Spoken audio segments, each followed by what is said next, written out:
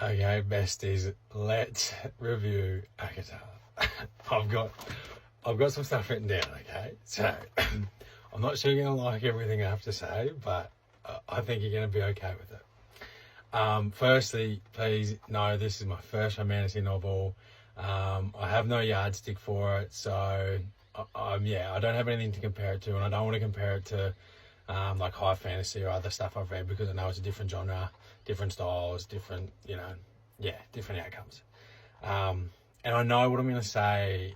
I imagine everyone's said it 100 times already, but I'm new here, so please just bear with me. Treat me like it's my first day at school. I'm the new kid. It's my first day at school. Please, so just have some grace and some kindness for me, and we'll get there. All right, firstly, I know it gets better. Everyone said like book 2 and 3 are awesome and book 1's just a setup, so I understand that. I'm going to continue reading, I promise. Now, I enjoyed it, but I wasn't wowed by it. It was really clunky. I found it really clunky. The transition between sort of scenes and phases of the book, I just found like really abrupt and really like lurchy. Sort of you're here 1 minute and then just all of a sudden it's like over here and you didn't really know what was going on. It wasn't really well explained. I just found it a bit jarring. I thought the world building and the magic system were pretty poor. Like, I don't really understand the magic. I don't really understand the magic system.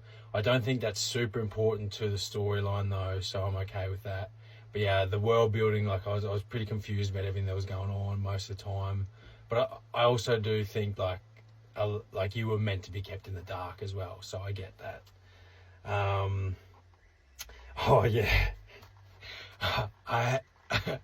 You're all gonna hate me for this, or maybe, but I found Feyre to be like insufferable. Like, she was so annoying. For the first 3/4 of the book, I was just like, oh, this narrator is so annoying. I also had a bit of an issue with every single scene was like dripping with sexual tension, and which is fine. I get it. Like, it's a romantasy. I understand that, but for like a real plot driver to just be the sexual tension, I was just kind of, I wanted more. I wanted more depth. I wanted, Tamlin and Feyre hadn't even, like, he didn't even ask her what her favourite colour was. And, like, she was just pandering to him. And I was just like, oh, like, God, like, just get some boundaries, please. Like, it was giving self-abandonment a lot. So I was just, that annoyed me a lot. Like, I wanted one scene to go without her noticing his muscles through his shirt or something. Also, she like fell in love with him. They had no like emotional connection whatsoever. They'd never had a single conversation of depth. He just kept like abandoning her and running out to fix stuff. And then all of a sudden she was like, oh, I'm in love with this bloke. So I don't know. I felt like that was a bit weird. Didn't really buy into that because, as I said, like I don't think he even knows what her last name is. All right.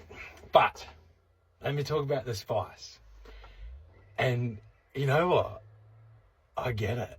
Like, I wasn't like, oh my God, this is the best thing ever.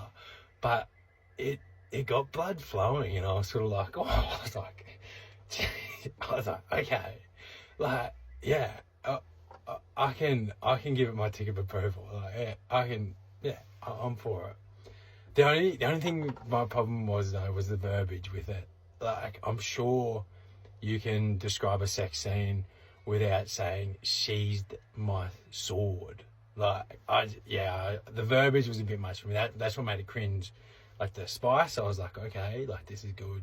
But then the way that it was described, I was sort of like, oh, that's a bit off-putting for me. The last quarter of the book really saved things for me though. When she went under the mountains and the 3 trials, actually, like, that was like the first time I was like, okay, I'm interested in this story. yeah, like I have an investment in what's going on here and I want to know what happens. Because before that I was like, I don't care. And I also found Feyre to be a much more likable and enjoyable character when she actually got a bit of a backbone and was like, all right, like I'm going to stop just pandering to this bloke and go out and own my shit a bit, you know? So I was like, all right, I get around it. Yeah, the plot and the world became much more intriguing in the last quarter. So that saved everything for me. Overall, it was solid. I didn't hate it. Great first venture into romantasy, but I'm definitely going to want more to justify the hype.